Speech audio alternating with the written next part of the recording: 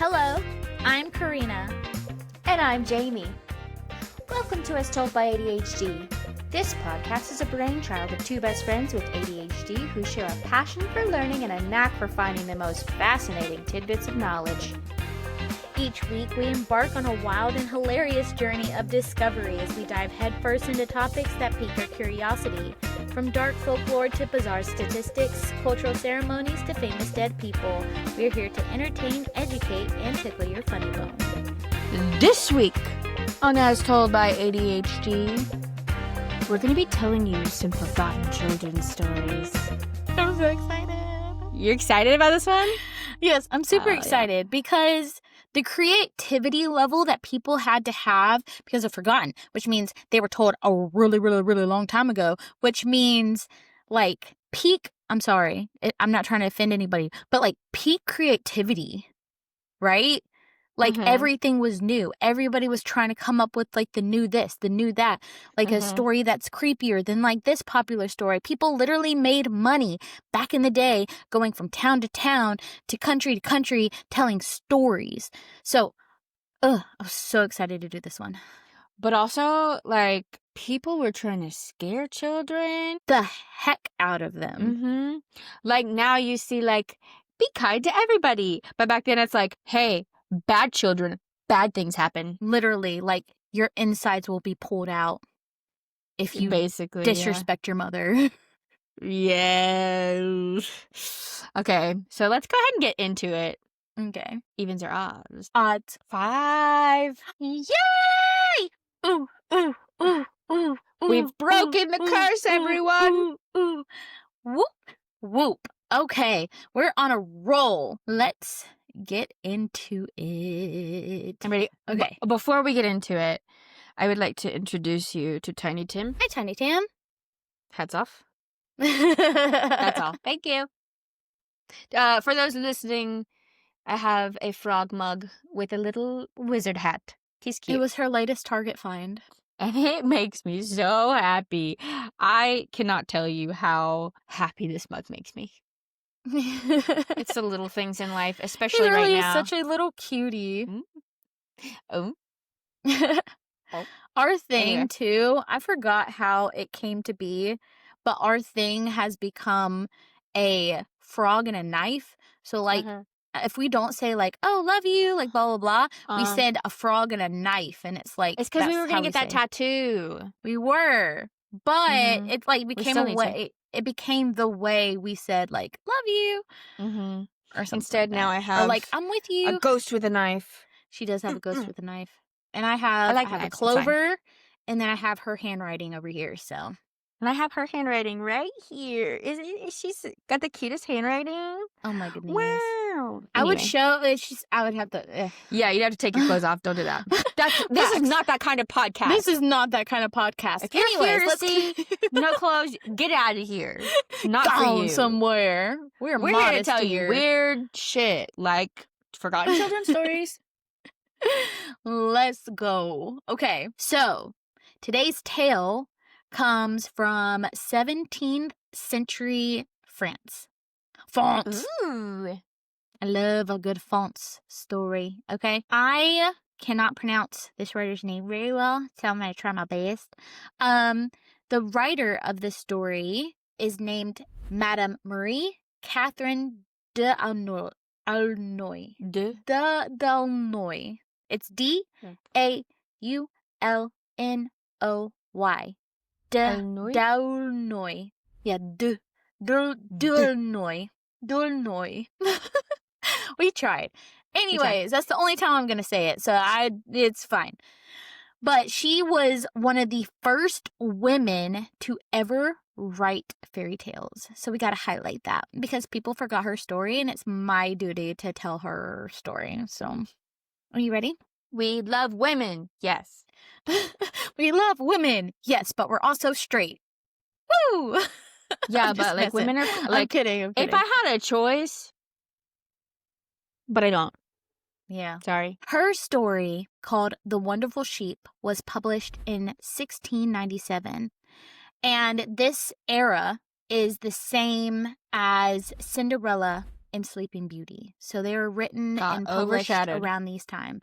And it did get overshadowed, but I really like her story. So I'm going to tell this kind of in story format because this is stories that are forgotten. So, and it's October. It's still October. It's still October.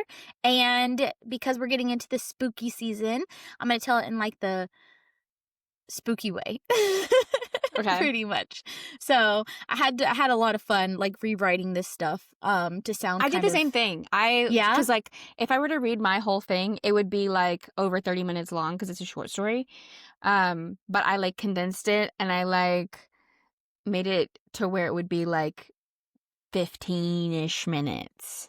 Gotcha. Are you ready? Once upon a darker time, in an old kingdom far from sunlight, there lived a king and a queen who longed for a child. Their wish was granted, a daughter radiant as dawn.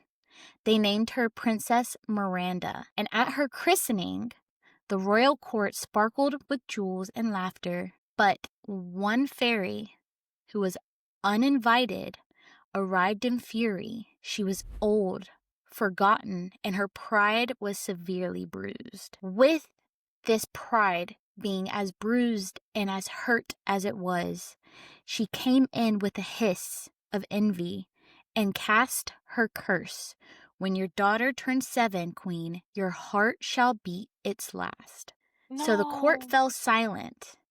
The fairy vanished into smoke, and the prophecy came true. On Miranda's 7th birthday, the queen kissed her child's forehead and died. What comes after that? Old fairy tale stories. If the king's wife dies, what comes in? We got a stepmother. She's We probably have a evil. stepmother, and she is not pleasant. So years passed, and the king, of course, was lonely and weary, and he took another wife. A woman with a beauty as cold as glass and a smile like frost, which kind of reminded me of Morticia Adams from Wednesday. How she's Okay. just like beautifully disgusting, but also you love her. But this stepmom had a heart of poison, and not in the Morticia Adams type of way, because Morticia still loves her children. So she despised the princess, literally from the moment she saw her. And one day the queen stood before her mirror, not one of silver, but of blackened obsidian. She told the mirror, "Tell me," she whispered, "how may I rid myself of that golden-haired child?" And from the shadows a witch answered, "Send her into the forest. There, among the twisted trees, roams a creature they call the wonderful sheep. Bring me its fleece, and the girl will never return." The queen smiled thinly and said, "Perfect." I love it. Whoa. It's like so weird that this story already, we're so in the Mhm. beginning, but it was written so long ago, and it's so It's good. very reminiscent of not Sleeping Beauty. Is it Sleeping Beauty? No, Snow White. But it was like following the trends almost, like Yeah. of this time. That would It's be kind of like like how if things are another done today. vampire book came out right after Twilight. Exactly. They tried. They tried. But They also, did try. I'm not a Twilight fan. I'm sorry to the Twilight fans out there. I am a book fan. The movies were I didn't read the books, but the movies were rough. But But rough. also, The books like, are magnificent. I'm very critical of acting because I went to school for acting, and I'm very critical of like directing styles. Didn't like either. Yeah. But also, like, talking you can about see Twilight. my Twilight up there. Mhm. Talking about Twilight, I absolutely hate that a grown-ass man was watching a teenager sleep. I hated it then, hate it now.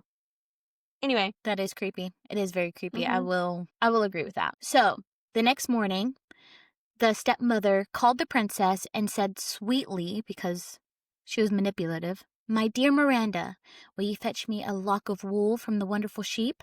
I've heard its fleece gleams brighter than sunlight." The child, obedient and pure-hearted, bowed her head and left alone.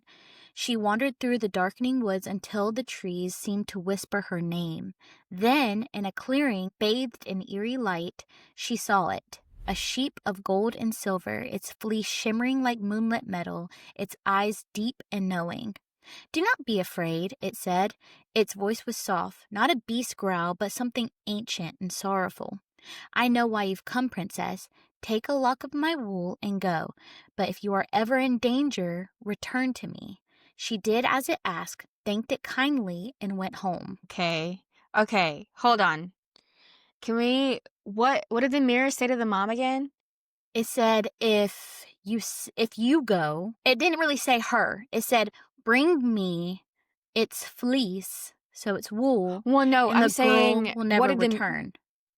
This is what the Oh, mirror said. okay. So the mirror said that once she gets the wool, she won't return. Yeah. But then It why is said, the? it said, "Bring me its fleece." So the mirror wants the fleece as a Okay. payment, and the girl will never return. Now, this is kind of vague.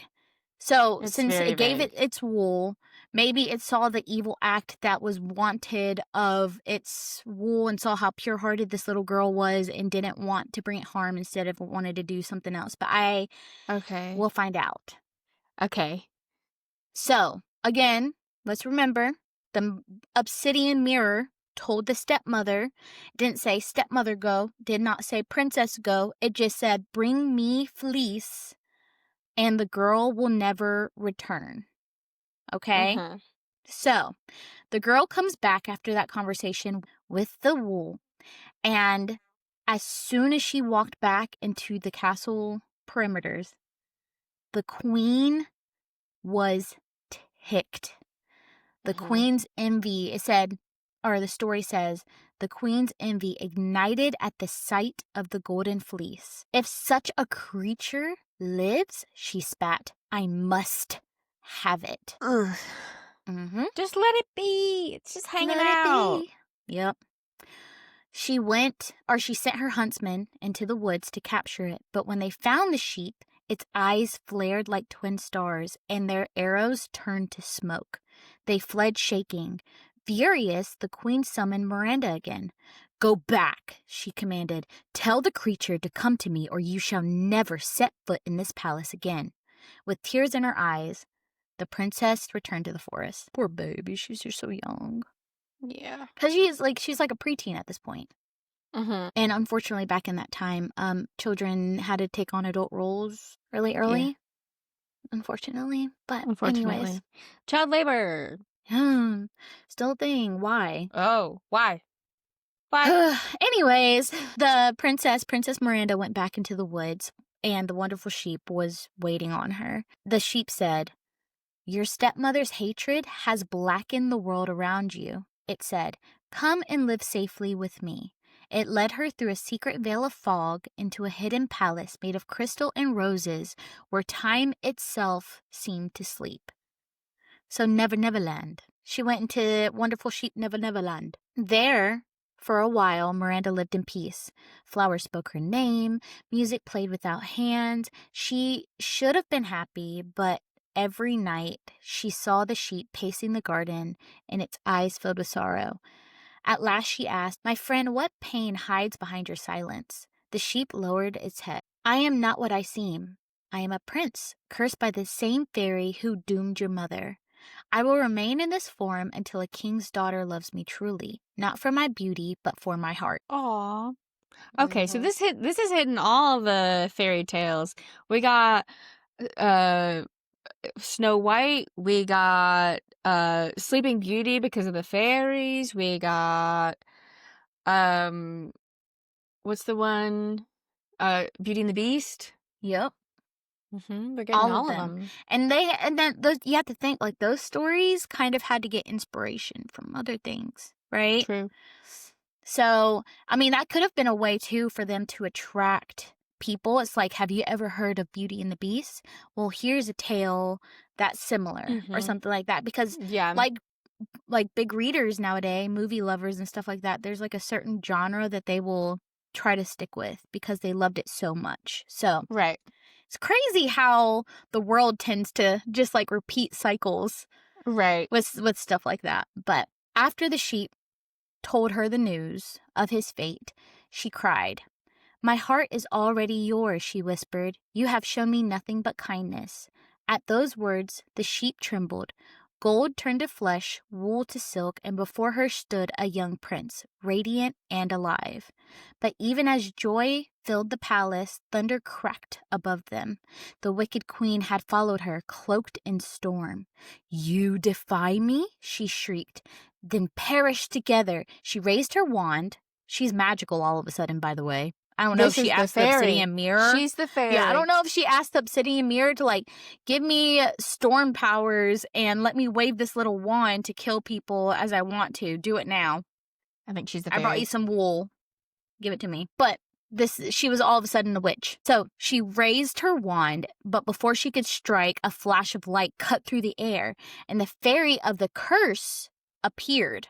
Her face was neither cruel or kind. So the one who cursed both of them came back and, like, is saving the day. "You have learned nothing, queen," she said. "Your envy ends here." And with a whisper, she turned the queen to stone, cold, beautiful, and forever silent, which is so weird.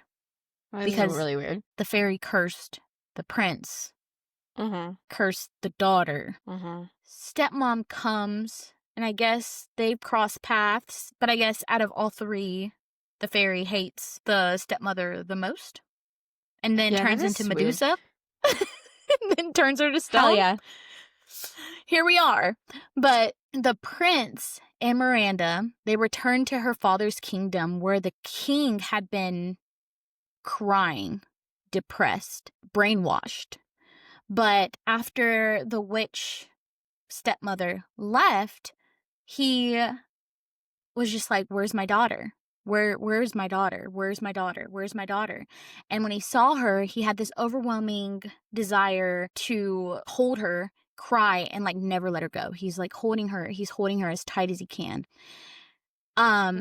He meets the prince and thanks him for bringing her home. And later on, which was probably just a couple weeks because kids were also allowed to get married, but they married in a garden. Did it say how old the prince was? No, he was a young prince though. So it said he was a young prince. So Crazy. And we also don't know how long she was in the Neverland as well. True. So, Mm-hmm. But they married in a garden where roses grew from marble and lambs grazed under golden trees. But sometimes when the moonlight struck the castle walls just so, the shadows formed the shape of a sheep with sorrowful eyes, watching and perhaps remembering. And though they lived in peace, Miranda never forgot that kindness can dwell within a monster's form, and that love, true love, can break even the oldest curse. So we have no idea how old he is. And he could have been in Neverland as well, and for the most part, and he didn't age as well. He could be a whole Peter Pan. We don't know. But so, what's the moral of this story? The moral of the story reminds us that, one, because there's some weird marriage age gaps, is that all stories aren't really meant for children. And that fairy tales come from good. They come from, like, the fairy tale endings come from good. They can come from bad. They can come from crazy. They can come unexpectedly. And that's, I feel like that hope aspect was just really inspirational. Because this was written over 3 centuries ago in 1697. This is long before the Brothers Grimm or the Hans Christian Andersen stories. So it's, I don't know, it was that form of, like, twisted hope that kind of, I guess, would put people who are in unfortunate circumstances something to relate to of that time. So, yeah. I also think that story's completely forgotten. Nobody, I mean, it was really hard to try to find details about this story, but luckily there are still, like, transcript formats of this story still available. I feel like it's kind of a story about greed too, like what becomes someone who's filled with greed, you know? Or envy. They get Medusified. You turn it. Listen, kids, if you are greedy and you're envious, you're gonna be turned to stone. Sorry. Yep, I don't make the rules. that's just the way how it it is. I mean, we're not in control. That's just what it's just knowledge. Yeah, exactly. Mhm. Exactly. Let us teach you as we have been taught. Yeah. Yeah. I clearly have never been greedy or envious because I'm not stone. Exactly. Same with Look at Karina. us. We're Look at us. still We're not stone. loosey-goosey. Whoa. Okay. So you ready for my story? I'm ready. So what my craziness stories- did you dive into? What did you do? So my story is a lot darker, I had a and feeling. it does not have a happy ending. I had a feeling. Sorry. It's okay. Let's get into it. Okay, I kind of did the same thing as you, where I kind of rewrote like a summary of the story, and because I didn't want it to be like a 30-minute long story of me reading the whole thing. So I kind of like rewrote it, so I'm going to kind of tell it as I saw it. But like in the actual story, there's like dialogue and everything, but I took all of the dialogue out. So yeah, it's just I going to only be kept like a little bit of dialogue as well in mine. Mhm. Yeah. Yeah. Okay. Are you ready? This is called The New Mother by Lucy Clifford. I already don't like it. It's giving Coraline vibes already. Actually, the writer of Coraline, they said it wasn't officially based off of The New Mother, but it was inspired by. Look at me. Look at you. Look at me. This is from England in 1882 All right. Let's by go. Lucy Clifford. Lucy Clifford. Hey, girl. And also, if you have any questions at any point, because I took out a lot of like Okay. small details. Mhm. So if you have a question, just let me know. Okay. The New Mother by Lucy Clifford. There were once two little girls known by the oddest names, Blue Eyes and Turkey. Oh, that's They- freaky. I'm sorry. That's so freaky because my uncle, I can literally show you right now. My uncle only calls me Blue Eyes. That is so creepy. That's so creepy. Every message, Do you know any I love you, turkeys? every happy birthday, he goes, happy birthday, Blue Eyes. I love you, Blue Eyes. Hey, Blue Eyes. That's so creepy. I have goosebumps. So bad Crazy. already. Also, how they got their names. Blue Eyes, clearly, she had blue eyes. And Turkey, in the story, it says that she was a little infant and she loved watching the turkey run around in the yard. And then one day the turkey never returned and she just cried and cried and cried. And to console her, her mother started calling her Turkey. So, Gotcha. Anyway, they lived with their loving mother and baby sibling in a white cottage on the edge of a dark forest. Their father was a sailor far away at sea, and every few days their mother would send the girls to the village post office to see if a letter had arrived from him. Their mother would tell them not to talk to strangers and go straight there and back. Life at the cottage was quiet, but full of warmth. Their mother worked hard, keeping the home clean and bright, teaching the girls kindness and patience. In the evenings, they would sit by the fire together, listening to the wind outside and dreaming of the day their father would return home. One autumn afternoon, after walking to the village, the sisters were returning home and they spotted a strange girl sitting by the roadside. She looked older than them, maybe 15 or so, dressed in tattered clothes and a worn brown shawl. Her hair was long and unkempt, and her eyes had this kind of sadness that would make you want to stop and ask if she needs help. When the sisters stopped, the girl smiled, and she had something hidden beneath her shawl. She told them she was fine, and she was simply resting on her pear drum. The sisters had never heard of such a thing, and curiosity had gotten the better of them. The girl pulled out a strange instrument, part guitar and part box, with a small compartment on one side. Inside, she said, lived a tiny man and woman who would dance every time she played the pear drum. But there was a catch. She would only show them to children who were truly naughty. Oh, no. Oh, no. They had to prove that they were naughty children. I don't like it. Yep. The sisters, being good girls, were immediately disappointed.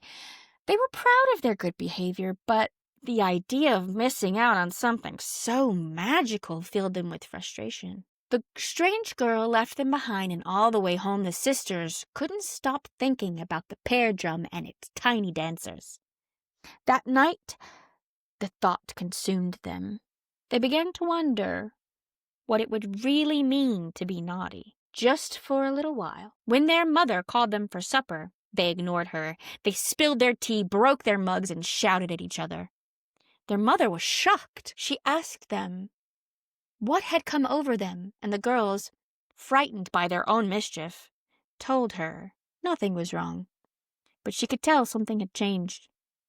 With a sadness in her voice, she warned them that if they ever became truly bad, she would have to leave them and send them home a new mother.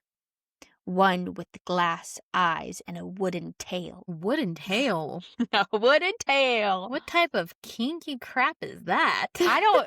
Listen, this is a children's story. Not Is kinky. it though? Listen, I think it was just to scare them. I don't know.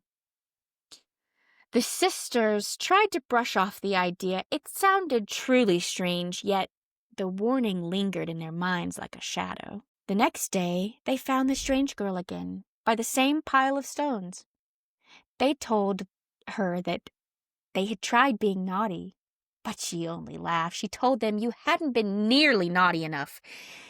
If they wanted to be truly bad, she said, you would have to do things that caused real chaos. Throw water on the fire, break the clock, smash the dishes, pull the tins from the walls. The sisters ran home and did exactly that. The cottage, that was always spotless and warm, became a wreck. The fire was out, the floor covered in soot and crumbs. Their mother's eyes filled with tears. But she didn't raise her voice. She just cried. She told them unless they were good the next day, she would have no choice but to leave them for good. But the next day came. They found the strange girl again. They told her of all the terrible things they had done. But she dismissed it once more, saying it wasn't good enough. She told them to break the looking glass and stand the baby on its head. The girls refused to harm the baby, but they did break the mirror. It was that moment that their mother walked in, dressed in her best gown and bonnet, holding the baby in her arms. Her eyes were full of tears as she kissed the children goodbye. She told them she was leaving, and the new mother would arrive soon. The girls begged her to stay, promising they'd be good forever, but the mother walked away through the fields, turned once to wave her handkerchief, and she was gone. When the broken clock struck 11, faint music echoed outside. The strange girl was walking past the cottage, dancing and playing her pear drum. Her voice carried on the wind as she sang, denying them the chance of seeing the tiny man and woman, and that their new mother was coming. The sisters waited, terrified. They heard a sound, a heavy dragging, like something being pulled across the ground, and then came a loud, dreadful knock at the door. They froze. It couldn't be their real mother. She would have just come in. Knocking again, louder this time, the young girls peered out of the window and saw a tall, dark figure wearing a bonnet, carrying a bag, with her eyes that glowed like glass under the moonlight. It was the new mother. Dun, They- dun, dun. Sorry. They pressed their backs against the door, but through the thin wood, they heard a voice muttering that she would have to break the door down with her tail. There was a moment of awful silence, and then a terrible crash. The sisters screamed and ran out of the back door, fleeing into the forest. And that's where they stayed. Some say they're still there. 2 girls wandering among the trees, sleeping under the leaves, living on berries and nuts, forever wishing they could see their real mother again and tell her that they'd be good for the rest of their lives. As for the cottage, no one lives there now.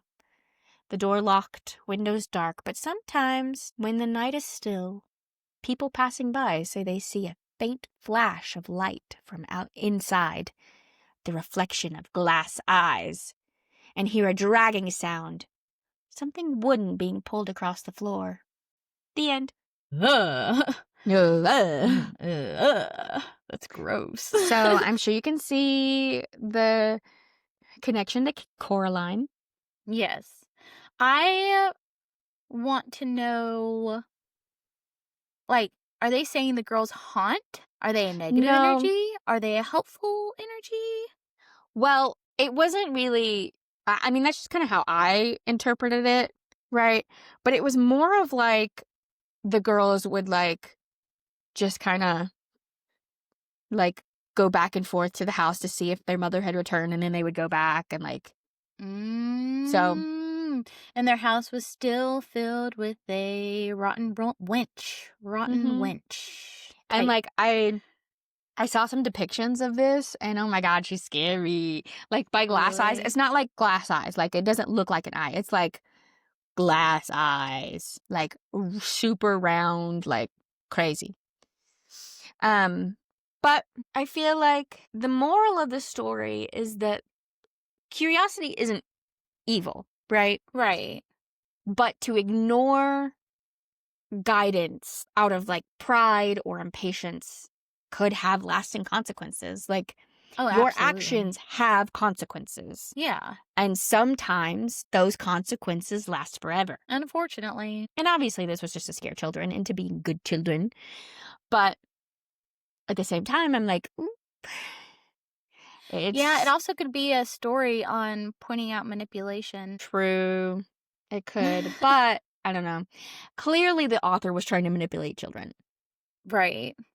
I have like a distant memory of these girls at school who used to have this toy. I guess it was just a popular toy of the time. And it was like an egg that would hatch like a fairy type thing. Like it would open and it'd be like a little fairy, like blah, blah, blah. But they're like, the fairy is real. And I guess they took the toy out of it or something. And like I don't know, I don't really think I convinced. I think they were just like, you can bring it home for the night because I didn't have one. And so I brought it home and I swore on everything that there's a fairy. Like every sound, I had 2 hamsters too in my room. So I was like, every sound, I was just like, oh, that's a fairy. Or like I would touch it and I'd be like, oh, the little seat's warm. Like I need to make sure I take care of it. Like blah, blah, blah. Cute. And I just like, the curiosity with children is so real in that aspect because I vividly remember thinking like this magical fairy was actually in my room because this other little girl said so, you know? Right. And I had to make sure I brought it back or else, you know, the fairy's gonna get really mad. So, Cute. do you have any childhood stories that your mom used to tell you, your dad, grandparents, anybody? No, I don't. I didn't really get a lot of stories. I was very much a TV baby. They would just plop me in front of the TV and let me do my thing. But I will say one that's really prevalent today in my life is if you give a mouse a cookie, because I'm the mouse. Yeah. If you give a mouse a cookie, you gotta give it milk. If you give it milk, it's gonna spill the milk. You gotta get him up. It's like, so, Yep. which is a very ADHD thing. I swear that mouse is ADHD. Oh, yeah, for sure. For sure. And it yeah. tries to take on too much. It's way too independent as well. It's like, I gotta go get a broom to can do clean up the it. crumbs, Yep. but I But can't then reach I the broom, take so I all gotta get the the paper ladder. towels off the shelf, and then just chaos. My mom would tell me that my grandpa would tell me a whole bunch of stories. I don't remember all of them. I remember some songs, but I do not remember the stories he used to tell us. But I do know my boyfriend's family, they were very, very, very, very poor at one point to where they were literally living in like a shed for a while. It was really, really, like, they would call it the small house, but like small house amplified. Like, it was Uh-huh. not great living conditions.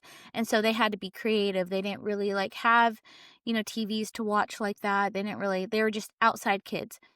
And in order to teach my boyfriend to be careful, his mom would tell the stories of like, I can't remember exactly, but it's something along the lines of like the rattlesnake adventures or something like that, I where don't know like that one.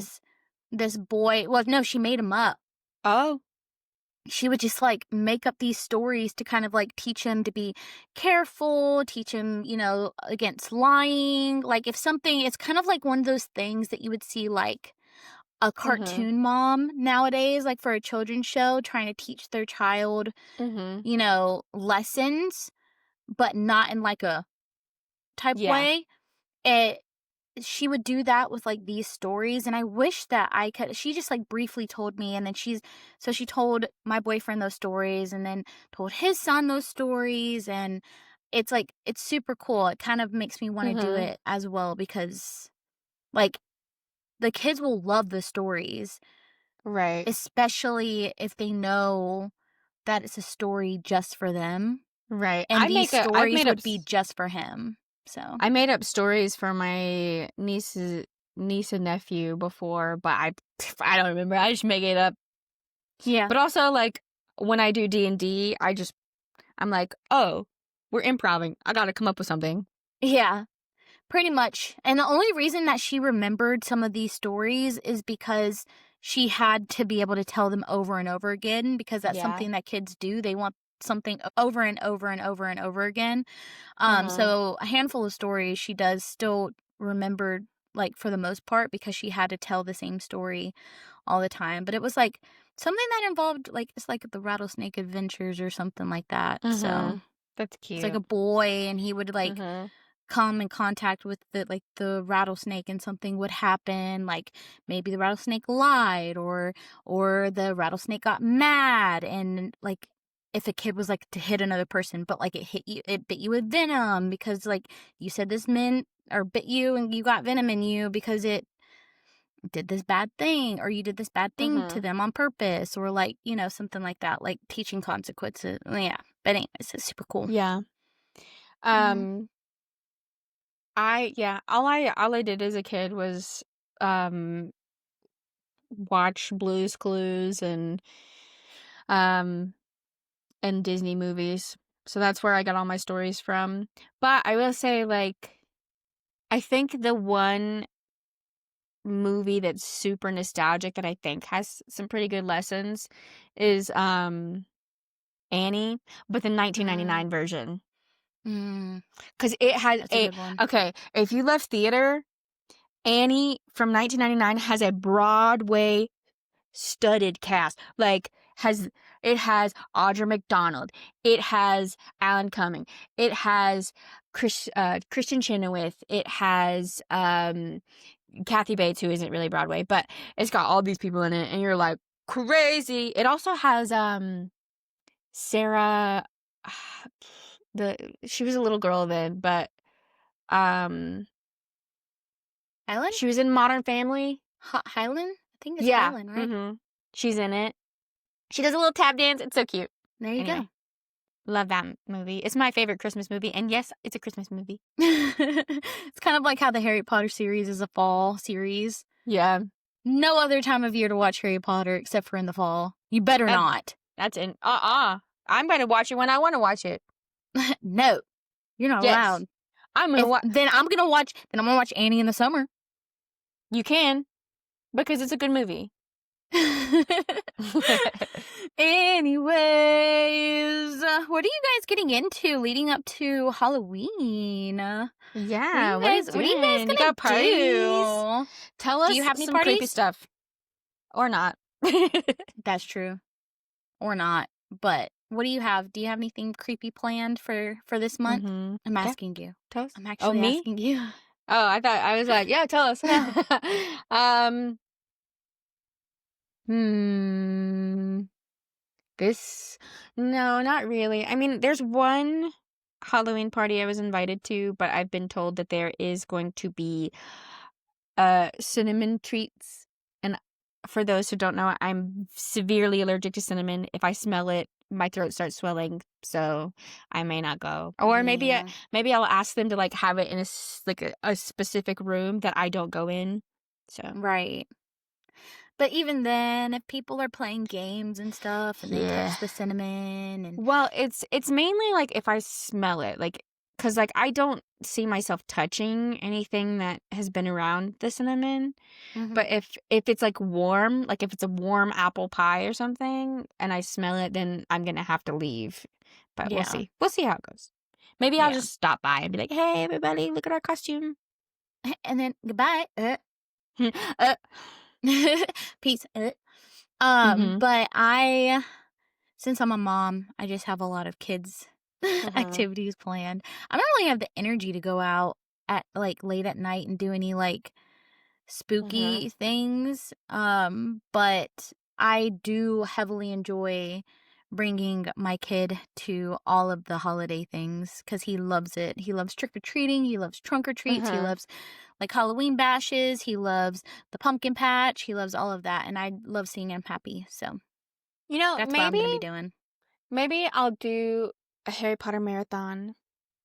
Oh, we're But definitely doing a Harry Potter. My son actually loves and sits through all of the movies. The first time he watched it, he was 5 and he hell watched yeah. all of it. So, Mhm. I will say, okay, so I have been getting closer to one of my D&D players, and she loves scary movies. I love scary movies, but I don't like watching them alone. Neither does she. So we started watching scary movies together, but we traumatized ourselves yesterday. We literally watched Midsommar. I've never heard of that. Traumatizing. It's about like this Swedish cult. They end up like bringing people and they end up killing them. It's like a whole thing and you're like, crazy. Anyway, if you don't want to be traumatized, don't watch it. I mean, say less because I don't watch scary movies anyways. I hate Yeah. them. Sorry. I know. I know. I really it's can't do it. fine. I cannot do it. But we're gonna hit some of the cult classics that I've never seen. And she hasn't seen some of them either. Like I haven't seen The Shining, but I've been to the no. Stanley Hotel. So I have not yet. I do want to go to the Stanley Motel I'll take or you hotel. right now. Come on. I do want to Let's go. go. Come on. Let's go. What are you guys doing Get this me. week? Yeah, what are you guys doing? What are you guys getting How are into? you taking care of yourself? We want to know what you're doing nice for yourself. Jot it down in the comments. We're going to respond. If you have a little mug that you love, Yeah, show me. take a picture. Show us your I wanna holiday see it. mugs or your favorite little character mugs. Send us those pictures or fill in the comments with them. We would love to see them. I love quirky mugs. I love them a lot. So I do too, even though I don't have a lot of them, but I do enjoy looking at them. Heavily. I like weird shaped mugs. I just love mugs. So show me your mugs, your favorite mugs. It could be simple. Just whatever your favorite mug is. I want to see it. I care about your mugs. Please and thank you. I care about your mugs. But anyways, we will see you guys next week. Do something nice for yourself. Stay hydrated. And we will see you guys next week. Goodbye. Wow. Thanks. Goodbye. Ooh. That's what you just did. I like it. I like that. But yours sounded better. No. I think so. Yours had more soul. That's because I'm black. Yeah. Anyways, we'll see you guys next week. Goodbye.